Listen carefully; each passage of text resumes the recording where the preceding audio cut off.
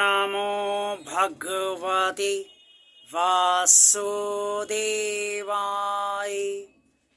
जय श्री हरि, जय श्री भगवान विष्णु जी, जय श्री भगवान कृष्ण जी।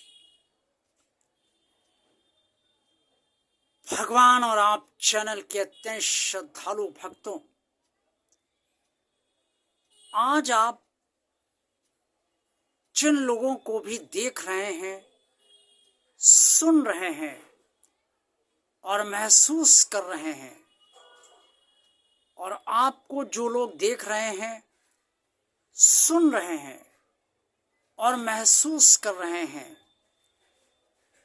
वो इसके पहले पूर्व जन्म में आपको ना महसूस करते थे, ना देखते थे और ना सुनते थे, और ना आप उनको देखते थे, सुनते थे और ना महसूस करते थे।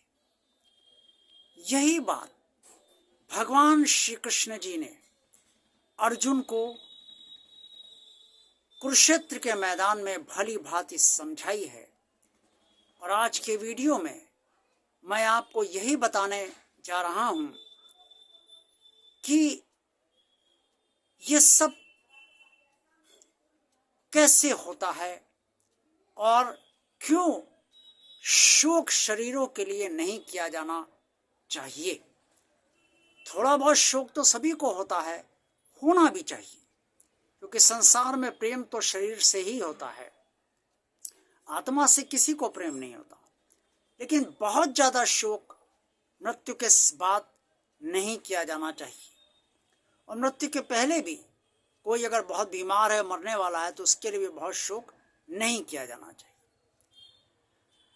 श्रीमद् भगवद गीता के सांख्य योग अध्याय 2 के श्लोक 28 में भगवान श्री कृष्ण जी ने अर्जुन से स्पष्ट तौर पे कहा कि हे पार्थ, सब प्राणी इस जन्म से पहले अप्रकट थे। अप्रकट का मतलब अदृश्य थे। मरने के बाद भी ये सब अप्रकट हो जाएंगे, अर्थात अदृश्य हो जाएंगे। सिर्फ इस जन्म में ही ये प्रकट हुए हैं, अर्थात दृश्य हुए हैं, ये दिख रहे हैं। ये श्लोक 28 में श्रीमद् भगवद गीता में स्पष्ट तौर पे वर्णित है।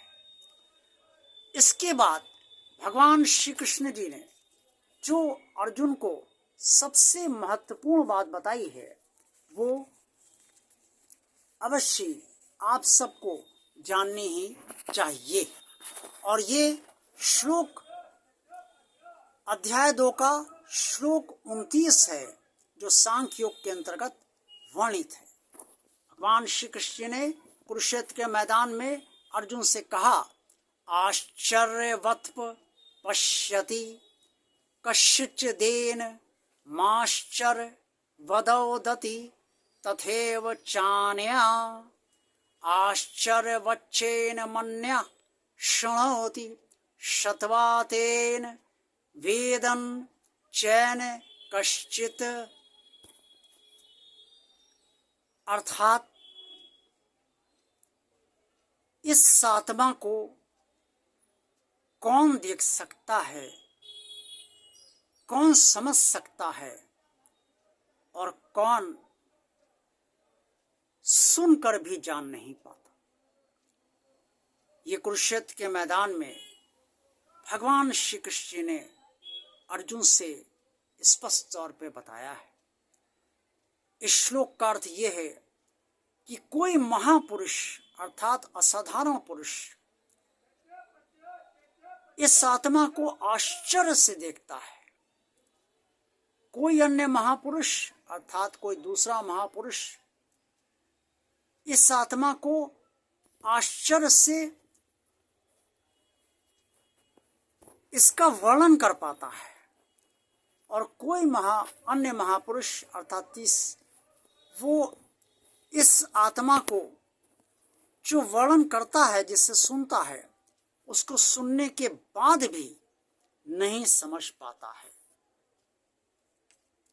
अब महापुरुष तो यहां पर सिर्फ 2 ही हुए। एक महापुरुष वो जो भगवान की अनन्य कृपा से आत्मा को देख पाता है, लेकिन उसे देखकर बहुत आश्चर्य होता है, आंखें उसकी फटी रह जाती हैं कि ये आत्मा क्या है, किस तरीके की है, क्या मैं देख रहा हूं। इसलिए इस आत्मा का दिग्दर्शन किसी महापुरुष को ही संभव है, और इस आत्मा का वर्णन तत्व से कोई असाधारण मनुष्य कर सकता है भगवान की असीम अनुकंपा और आशीर्वाद से। और जितना वो तत्व से इसका वर्णन करता जाता है भगवान की कृपा से, या यूं कहें भगवान स्वयं उसे बताता जाता है, तो वो स्वयं ही अपनी ही वाणी को सुनकर गदगद होता जाता है और आश्चर्य से भर जाता है कि ये सब कैसे है। और एक साधारण मनुष्य जो ये वर्णन सुनता है, वो सुनकर भी इस आत्मा को ना तो समझ पाता है ना जान पाता है, क्योंकि उस पर भगवान की इतनी कृपा अभी नहीं हुई है कि वो इस आत्मा को सुन पाए, समझ पाए और देख पाए। इसलिए जितने भी शरीर हैं वो सब अवध्य हैं। प्राणियों की जितने भी शरीर है उन सब के अंतर्गत आत्मा है, और आत्मा चूंकि मारी नहीं जा सकती, अवध्य है, इसलिए शरीरों के लिए शोक नहीं करना चाहिए। ये श्रीमद् भगवद गीता के अध्याय 2 श्लोक 30 में स्पष्ट तौर पर वर्णित है। प्रिय श्रद्धालु भक्तों, भगवान श्री कृष्ण जी ने जो कुछ भी अर्जुन के जरिए आप समस्त मनुष्यों को समझाया है, उसे बहुत ही श्रद्धा, आस्था, विश्वास से आप ग्रहण कीजिए, तभी आप वास्तव में अपनी सच्चाई और अन्य की सच्चाई जान पाएंगे। आज का वीडियो आपको पसंद आया तो इसे लाइक अवश्य कीजिए। भगवान और आप चैनल जिन श्रद्धालु भक्तों ने अभी तक सब्सक्राइब नहीं किया है, वो इसे सब्सक्राइब भगवान का कार्य मानकर भगवान का आगे बढ़ता रहे, इसे अवश्य सब्सक्राइब कर दें। इस चैनल को ज़्यादा से ज़्यादा लोगों को शेयर कीजिए, ताकि आप सब की तरह अन्य लोग भी इस चैनल का आनंद लेते रहें। और कमेंट्स बॉक्स में आप सब जो कुछ भी कहना चाहें वो अवश्य कहिए। देखते रहिए भगवान और चैनल, आप सबका कल्याण हो। ओम नमो भगवते वासुदेवाय। जय श्री हरि, जय श्री भगवान विष्णु जी, जय श्री भगवान कृष्ण जी।